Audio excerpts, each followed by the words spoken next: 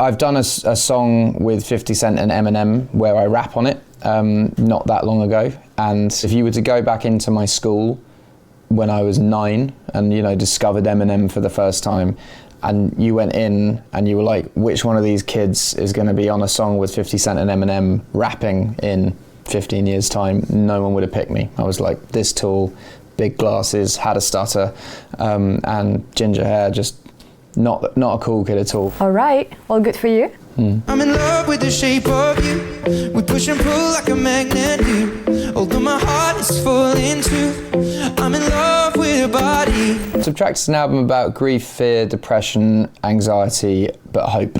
I think that's the best way to describe it, and I think it's a mood. I think you put it on all of my albums before. You have Shape of You sitting next to Perfect. It kind of goes from here to here, and this genre to this, to this.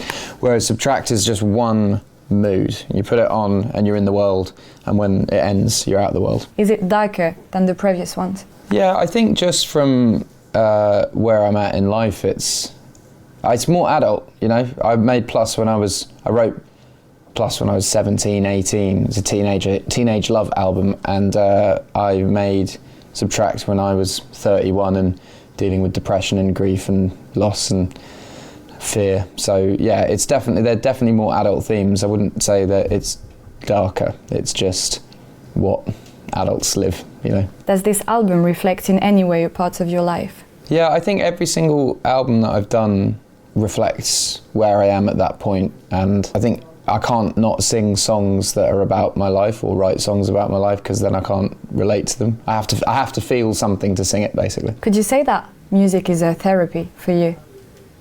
Yeah, I think music is a therapy for everyone. I think writing music is more of a therapy for me, because you get to put down thoughts and words that you wouldn't necessarily be able to say out loud. Like if you put a melody to something, you can sing the darkest thing on your mind and it will sound beautiful. So do you think that people have to undergo some things to be able to write about them? Yeah, I don't think any great album was made at a happy point in someone's life. I do believe that. I think that all of the great records are made from some form of tension in artists' lives. Did the conception of this project help you with your grief? I'm thinking about the loss of one of your best friends, of course. Did it help in processing how hard can life be sometimes? I don't actually think any of this has helped me process it, because it just brings it all back up again.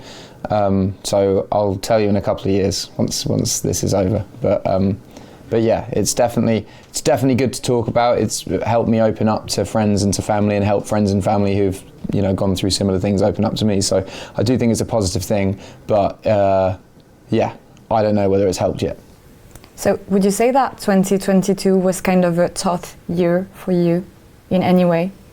It's weird looking back at 2022, because yes, elements of it were really difficult, but also like our second daughter was born and I went on tour and made a record, and there's positives in everything, but I think this is just adult life for everyone. No year in someone's life is going to be perfect or bad all year. There'll be light and shade in everyone's year. This is like the main thing from living all of this stuff, is realizing that everyone is going through exactly the same thing.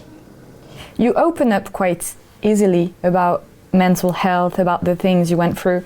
Does it cost you as an artist to show your vulnerabilities? Yeah, I think being open, I wasn't really open before. I would write songs every now and then and people would kind of guess, but I'd never really admitted anything. I think it was mostly going to actual therapy and having to be open about it and talking about it and actually feeling better, and then talking to mates and opening up to them and feeling better. So I feel like the whole process of being open has made me in some way feel less isolated, because I feel like if you go on the line and go, I'm feeling this, you can either be like embarrassed about it or feel that someone's going to relate to you. And I've had emails from all sorts of people that I've known throughout life that have told me stories that I never knew had happened to them since opening up. And I think it's good. I think it's good to be open and know what's going on in people's lives. Because as I said, you just don't know. You can be having a conversation with a friend and they might be going through the worst day or worst week of their life, and if you're like, how are you, and they go, yeah, I'm fine, like, you don't know what's underneath it. So it's helped me see that everyone's going through the same thing.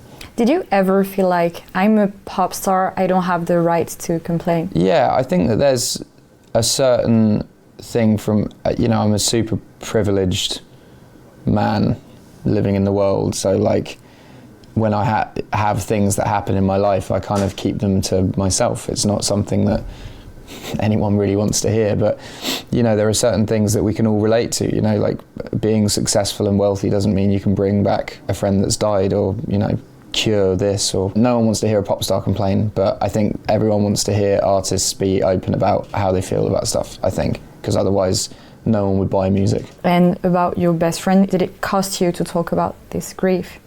Yeah, I mean, I've shed a lot of tears for Jamal, so now I'm at a point where you can kind of talk about it without crying, but it's still like, I don't know, it's just a shame, isn't it? In French we have an expression that is la boucle est bouclée, which means the circle is now complete. Does Subtract conclude a certain chapter of your life? Weirdly no. I feel like I'd made an album that I thought was Subtract before Subtract, so until that comes out, I don't feel like the mathematics series is actually complete.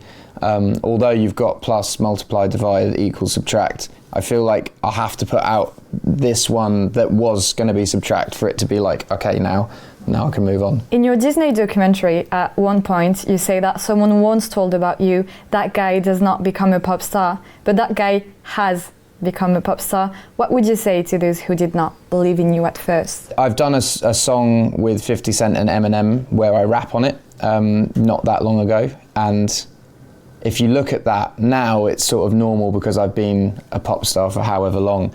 But if you were to go back into my school when I was 9 and discovered Eminem for the first time, and you went in and you were like, which one of these kids is going to be on a song with 50 Cent and Eminem rapping in 15 years time, no one would have picked me. I was like this tall, big glasses, had a stutter, and ginger hair, just not a cool kid at all. So my point is that if you feel like you're a misfit kids that isn't cool, it worked out for me, so it can work out for you too. I was at your concert yesterday. Did you enjoy it?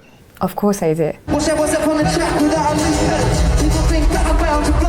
My question is, how do you manage to make your concert so intimate, so special, even when there are 20,000 people in there? I think that over time, the more music that I've released, you earn the right sometimes to ask for people to listen. I've had 13 years of hit singles, so you can sort of front end a show with big songs that people like, and then if you put in something like Boat or Eyes Closed, just dancing with my eyes closed, and go, this is from the new record and this really matters to me, then people have they feel connected to you because we've all had the moments at the beginning where we're all having fun. And I started gigging age 15, I'm 32 now, so 17 years of learning how to work a crowd, I guess. Yesterday, and I feel it's so disingenuous to say it, because every artist comes to Paris and goes, oh, it's the best show, I love Paris so much, best audience, oh, I love France. But I truly, genuinely believe yesterday was one of the best shows of my life. And Paris is an audience that keeps getting better and better and better. And it shocks me. France was always a country that, when I came here to gig, it just took longer. No one really connected to the first album, and it wasn't really until the second album people started getting interested. Because I was always told I wouldn't break France. I'm just I'm really honoured to be allowed into the world of you guys. It's great. So you don't tell each and every crowd that they are the best crowd in the world. There is really something special about Paris. I just don't think it's believable to do that.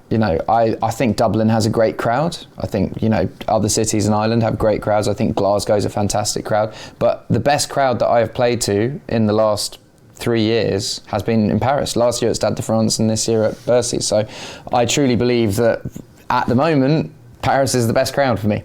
Thank you, Ed. Thank you.